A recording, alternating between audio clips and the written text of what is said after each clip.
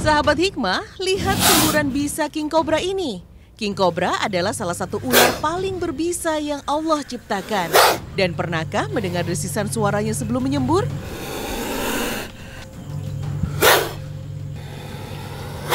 Seram dan menakutkan ya. Kena semburan bisa dan gigitannya sama-sama berbahaya. Apalagi jika kena mata atau bagian yang luka. King Cobra akan mendesis seperti ini. Mengangguk dan sembur. Dan jika semburannya tidak mempan, maka King Cobra akan menggigit seperti ini. Masya Allah. Lantas, jika bisa ular sangat berbahaya, mengapa Allah Subhanahu wa Ta'ala menciptakan ular? Lalu apa yang harus dilakukan jika di saat musim hujan seperti ini kita bertemu dengan ular?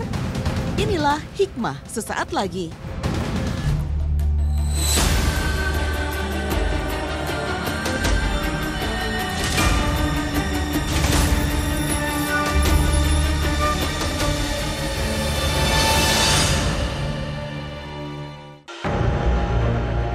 Assalamualaikum warahmatullahi wabarakatuh.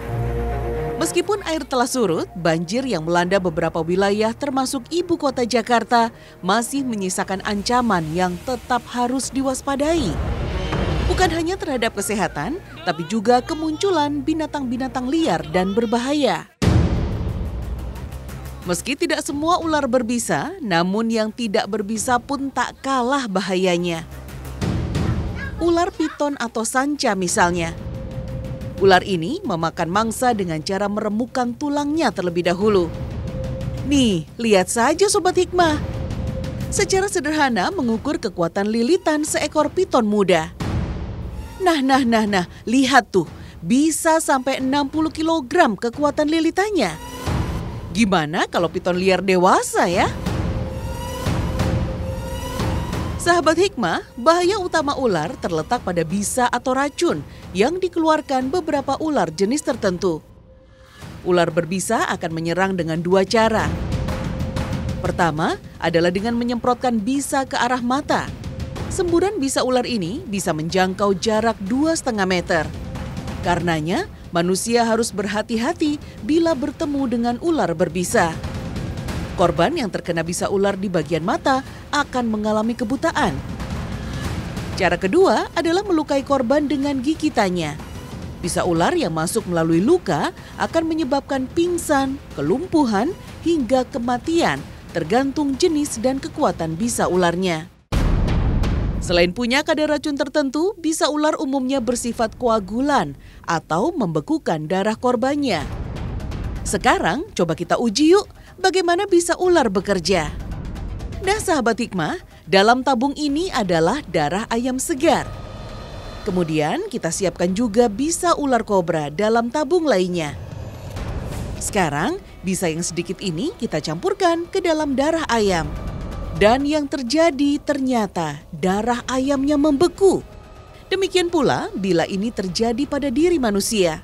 Bisa ular yang terbawa darah bergerak menuju jantung dan secara perlahan membekukan darah di seluruh tubuh. Bahkan seekor gajah yang bertubuh besar sekalipun bisa mati dalam 1 jam saja bila digigit seekor King Cobra. Subhanallah.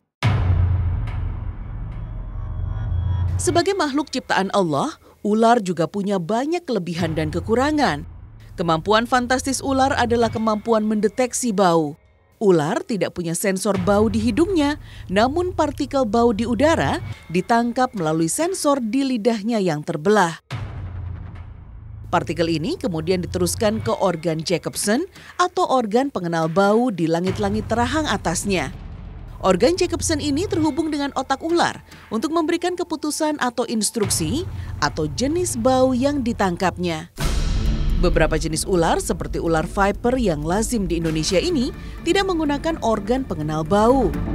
Namun, mereka mengembangkan organ termoreseptor atau sensor panas tubuh untuk mengidentifikasi keberadaan mangsanya.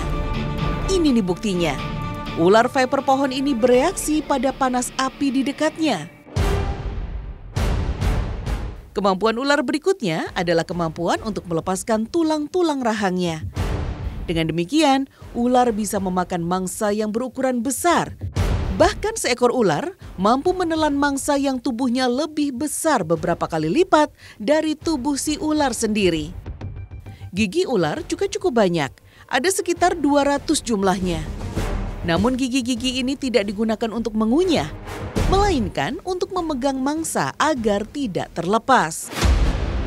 Nah, sahabat hikmah, saat ini ular lazim dimanfaatkan sebagai hewan peliharaan. Ada yang tertarik dengan kekuatan dan postur besarnya, seperti ular sanca, piton, ataupun boa. Ada yang karena keganasannya, seperti kobra, king cobra, ular derik, dan sebagainya. Ada juga yang tertarik dengan aneka coraknya yang berwarna-warni. Sahabat hikmah, meski punya banyak daya tarik, bagaimanapun juga ular tergolong hewan yang punya sifat liar dan berbahaya. Tidak sedikit pula manusia yang menjadi korbannya.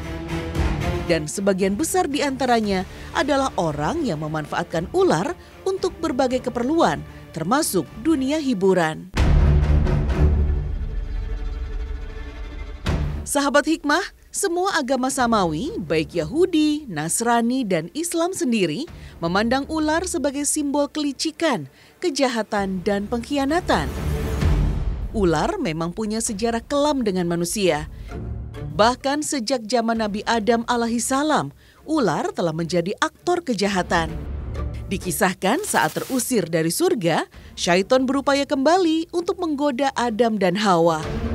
Tidak ada yang mau membantu, hanya ularlah yang kemudian bersedia meminjamkan tubuhnya kepada syaitan.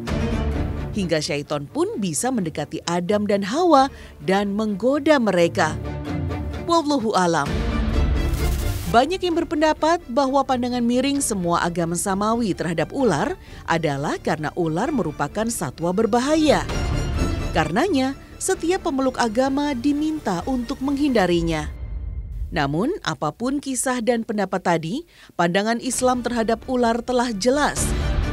Rasulullah SAW bersabda, 5 binatang pengganggu yang boleh dibunuh di tanah halal maupun tanah haram adalah ular, gagak apka, tikus, anjing galak, dan elang.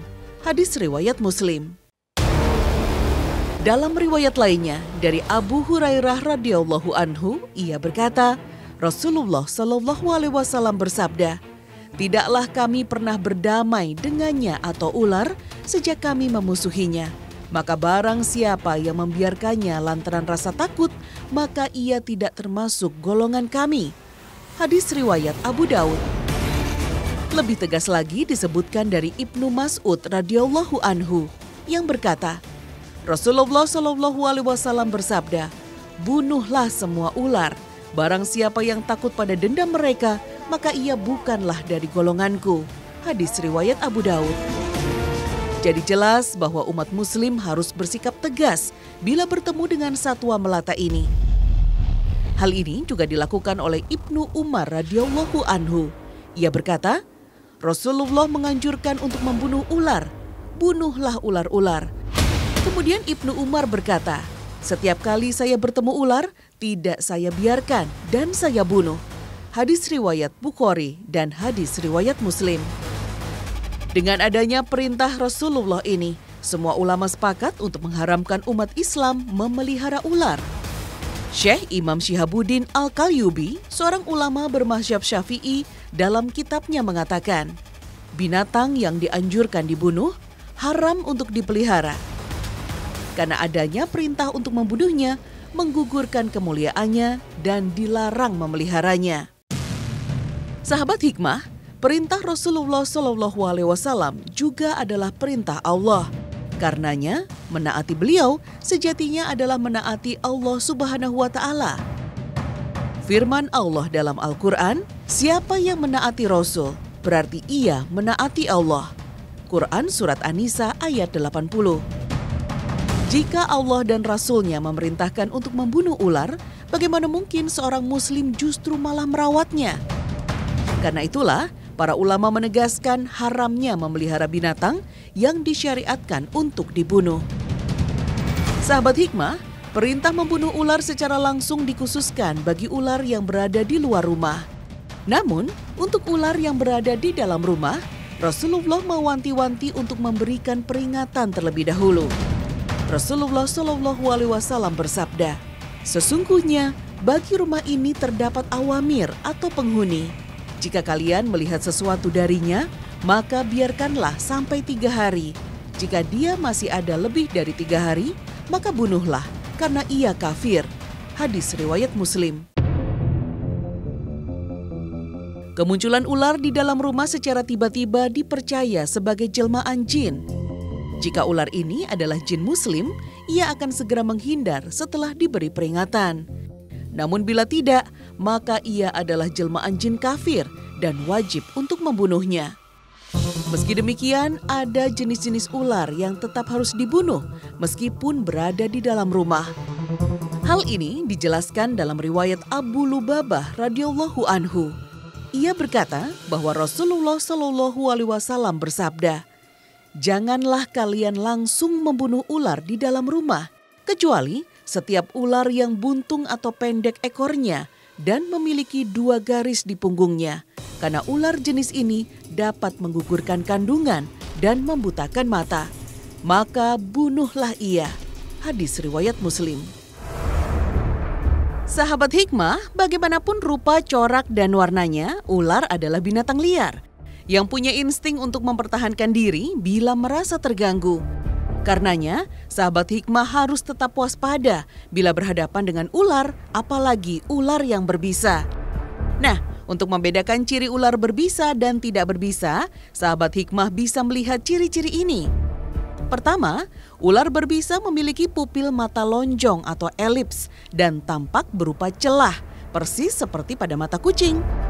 Sedangkan ular tidak berbisa memiliki pupil mata bulat. Yang kedua, bentuk kepala ular berbisa berbentuk segitiga gemuk. Sedangkan ular yang tidak berbisa umumnya memiliki bentuk kepala bulat oval. Ciri berikutnya, tubuh ular berbisa umumnya memiliki pola dan terkadang berwarna-warni. Ada pula yang memiliki ekor berderik. Sedangkan ular yang tidak berbisa biasanya memiliki warna solid dan kurang berpola. Kemudian dari gerakannya, ular berbisa umumnya berperilaku aneh. Gerakannya lambat dan tenang. Dan setelah menggigit, ular berbisa biasanya masih tinggal di tempat semula. Sedangkan ular tidak berbisa, gerakannya cepat dan agresif. Setelah menggigit, biasanya langsung bergerak menjauh atau bersembunyi. Ciri-ciri tadi adalah sifat umum ular berbisa dan tidak berbisa. Namun, bila ragu saat ada ular di rumah, sahabat Hikmah bisa meminta bantuan pada tetangga atau komunitas pecinta ular setempat, seperti yang dilakukan Sobat Hikmah yang satu ini. Halo, ya Mbak. Mas, ini ada ular masuk rumah saya, Mas. Di daerah mana Mbak?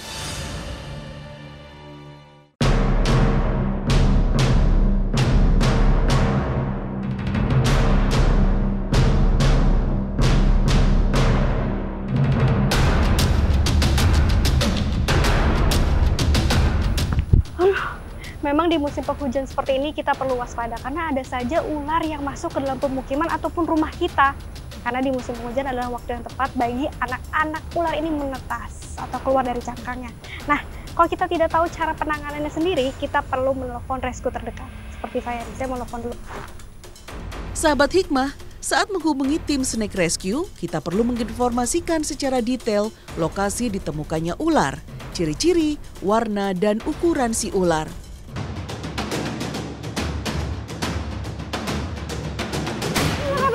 Ini anak kobra. Kelihatannya dari mana? Kelihatan dari warnanya, dari sisiknya. Karena kita memang identifikasi cepat ya, harus tahu cepat. Terus dia berbisa, hati-hati.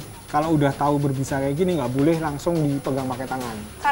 Karena bisa gigit, walaupun dia pegang ekor atau badan, dia langsung bisa gigit.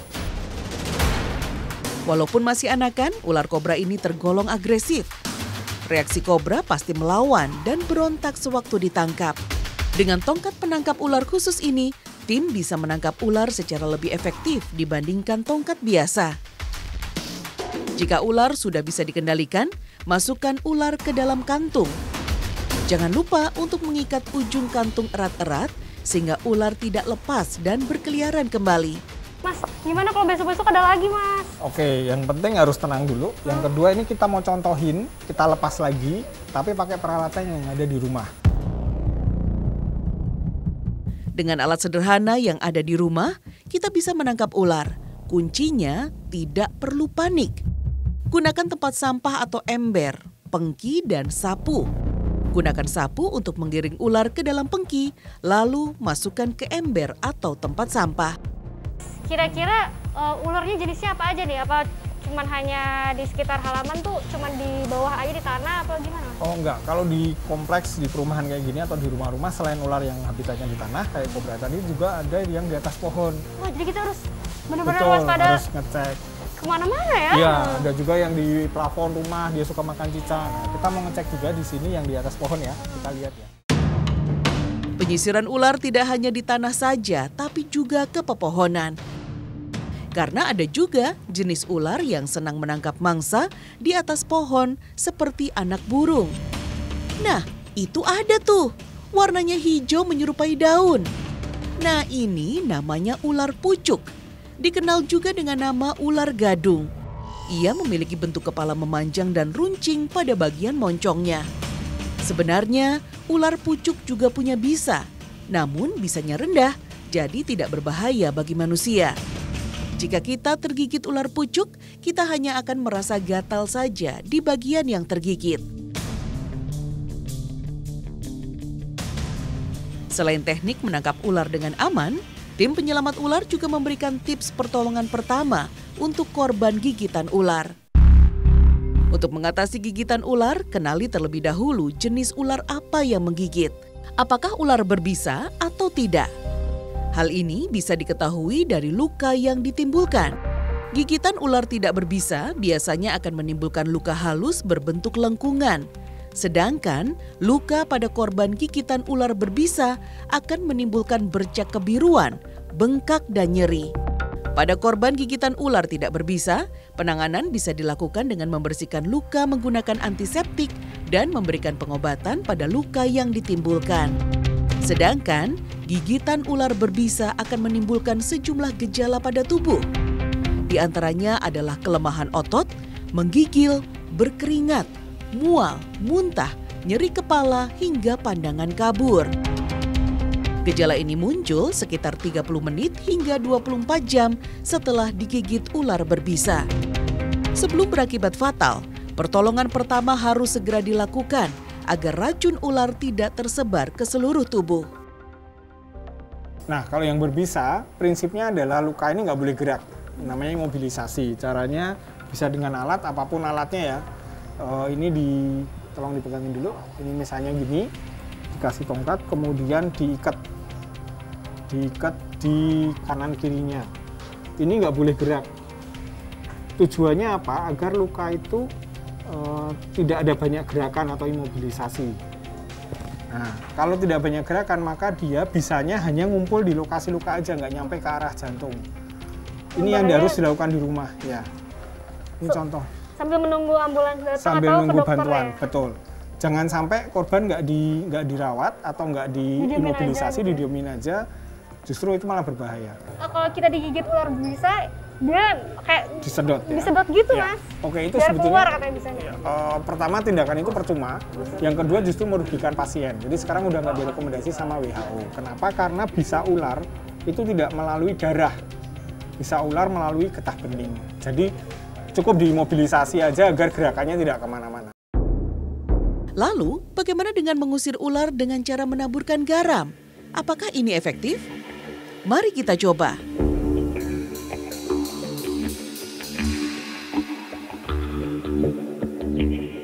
Dengan menaburkan garam secara melingkar, ternyata ular yang diletakkan di dalam lingkaran itu tetap saja bisa keluar.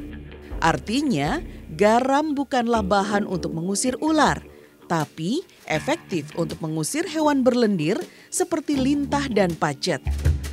Sementara ular adalah hewan bersisik, sehingga tidak akan terpengaruh dengan garam. Jadi cara efektif untuk mencegah ular datang kembali apa, Mas? Lingkungan kita harus bersih, karena tempat yang paling disukai ular itu tempat yang lembab dan kotor, dan banyak makanannya. Kurangi tumpukan barang bekas seperti kayu atau genting. Bila Anda suka menumpuk barang, bisa jadi sarang tikus. Kalau banyak tikus, banyak kodok, maka pemangsanya ular-ular juga akan berdatangan. Bagaimanapun, ular adalah satu dari sekian banyak makhluk ciptaan Allah. Tentu ada hikmah dan tujuan mengapa mereka diciptakan. Yang utama dengan penciptaan ular, Allah Subhanahu wa Ta'ala ingin menunjukkan kebesarannya sebagai Sang Pencipta. Ia mampu menciptakan ular dengan berbagai macam bentuknya tanpa ada satupun manusia atau makhluk yang mampu menyaingi ciptaannya. Jangankan ular, binatang yang lebih kecil saja seperti nyamuk, manusia tidak akan mampu menciptanya. Hal ini Allah Subhanahu wa Ta'ala sebutkan dalam hikmah penciptaan nyamuk. Sebagaimana disebutkan dalam surat Al-Baqarah ayat 6, sesungguhnya Allah tidak segan membuat perumpamaan berupa nyamuk atau yang lebih rendah daripada itu. Jika nyamuk saja manusia tidak mampu menciptakannya, apalagi ular yang jumlahnya di dunia ada 35.000 jenis. Hikmah ular sebagai salah satu predator juga Allah ciptakan sebagai ujian bagi manusia. Pahala bagi yang sabar saat terkena gangguan atau gigitannya, dan pahala pula bagi mereka yang membunuhnya dikala membahayakan nyawa makhluk Allah yang lain. Ular juga Allah ciptakan sebagai penyeimbang ekosistem dan sebagai predator di alam. Jika jumlah ular berkurang, maka tidak akan ada predator yang bisa memakan hewan-hewan kecil seperti tikus. Dan tidak ada makanan bagi predator yang memakan ular. Jika sebuah rantai makanan terputus, maka salah satu ekosistemnya akan terjadi kelebihan populasi atau menjadi tidak terkontrol. Nah, sahabat hikmah, demikianlah hikmah kita episode kali ini. Tetap setia nonton hikmah ya, karena guru terbaik bukanlah dari pengalaman. Guru terbaik adalah dari belajar tentang sejarah. Wabillahi taufik wal hidayah. Wassalamualaikum warahmatullahi wabarakatuh.